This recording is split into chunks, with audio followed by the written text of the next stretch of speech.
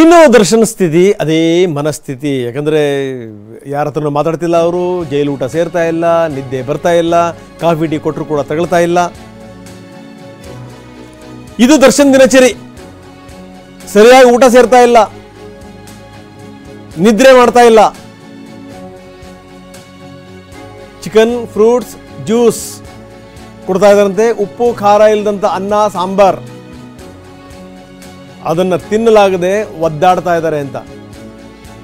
ನಿನ್ನೆ ರಾತ್ರಿ ಕೂಡ ಜೈಲಿನ ಮೆನು ಪ್ರಕಾರನೇ ಊಟ ಕೊಟ್ಟಿದ್ದಾರೆ. ಆದರೆ ಸೇರಬೇಕಲ್ಲ ಊಟ. ಐಷಾರಾಮಿ ಜೀವನ ನಡೆಸಂಥವ್ರು ಒಂದೇ ಸರಿ ಜೈಲಿಗೆ ಸೆಟ್ ಆಗಬೇಕು ಅಂದರೆ ಹೆಂಗೆ ಸಾಧ್ಯ?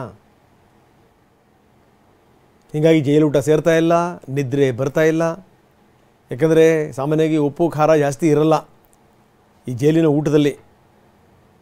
ಮುದ್ದೆ, ಅನ್ನ, ಚಪಾತಿ, ಸಾಂಬಾರ್, ಮಜ್ಜಿಗೆ ಕೊಟ್ಟರಂತೆ. ಯಾವುದನ್ನು ಸರಿಯಾಗಿ ಸೇವಿಸಿಲ್ಲ, ಜೈಲು ಊಟಕ್ಕೆ ಒಗ್ಗತಾ ಇಲ್ಲ.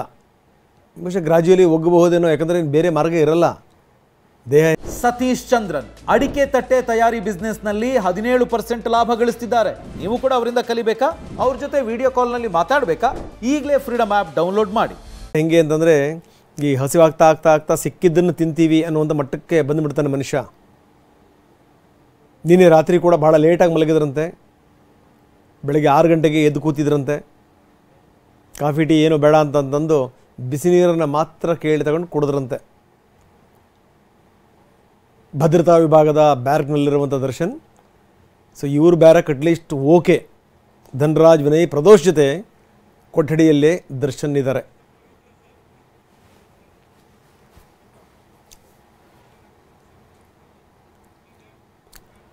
ಇನ್ನು ಪವಿತ್ರಂದು ಕೂಡ ಇದೇ ಸ್ಥಿತಿ. ಯಾಕಂದರೆ ಈ ದರ್ಶನ್ ಆದರೂ ಏನು ಅಂದರೆ ಒಂಥರ ರಫ್ ಆ್ಯಂಡ್ ಟಫ್, ಎಲ್ಲಿ ಬೇಕಲ್ಲ ಹೊಂದ್ಕೊಂಡ್ಬಿಡ್ತಾರೆ ಅಂತ ಒಂದು ಮನಸ್ಥಿತಿ.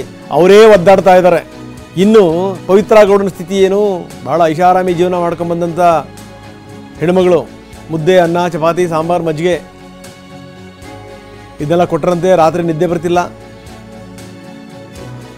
ಉಪ್ಪು ಖಾರ ಇಲ್ಲದ ಊಟ ಹೆಂಗೆ ರುಚಿಸುತ್ತೇಳಿ?